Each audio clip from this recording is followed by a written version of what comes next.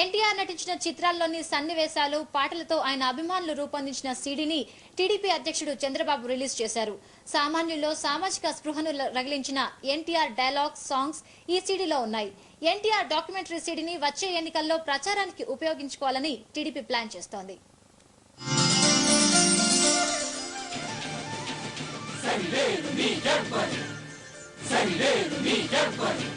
ఆయన ఒక తేజం, ఆయన ఒక సంద్రం, ఆయన ఒక దైవం, ఆయన ఒక విశ్వం. ఆయన బ్రహ్మదేవుడు చెక్కిన బంగారు శిల్పం, ప్రాణం ఉన్న శిల్పం. ప్రాణం వెళ్లిపోయిన తెలుగు జాతికి ప్రాణమై నిలిచిన రూపం. ఆయనే విశ్వవిఖ్యాత నట సార్వభౌముడు, తెలుగు బిడ్డల అభిమాన కథానాయకుడు, బడుగు జీవుల ఆశాకిరణమైన రాజకీయ నాయకుడు. ఆయనే నందమూరి తారక రాముడు. ఆయన మీద ఎందుకింత ప్రేమ, ఆయనంటే ఎందుకింత ప్రాణం, ఎందుకింత ఆశ, ఎందుకాయన యుగ పురుషుడయ్యాడు, ఎందుకాయన కారణజన్ముడయ్యాడు, కీర్తిశేషుడైన కీర్తిమంతుడుగానే ఎందుకు అలరారుతున్నాడు.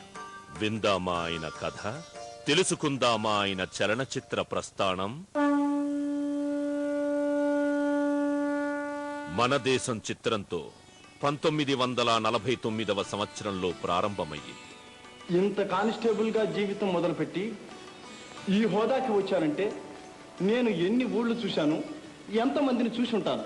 అలా చిన్న వేషంతో ప్రారంభమైన నట జీవితం ఆ చిత్రంలో ఆయన చెప్పినట్లుగానే ఇంతవాణ్ణయ్యానన్న మాట అక్షర సత్యమయ్యింది. ఎంతవాడ్నో చేసింది. మనిషై పుట్టినవాడు కారాదు మట్టి బొమ్మ, పట్టుదలే ఉంటే కాగలడు మరో బ్రహ్మ.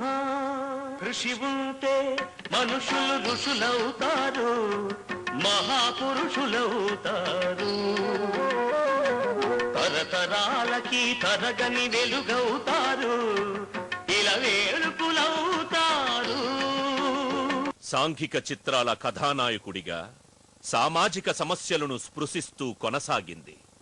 తిరుగులేని కథానాయకుడిని చేసింది. ఆయన నటించిన సాంఘిక చిత్రాల పేర్లు చూస్తేనే మనకు అర్థమవుతుంది.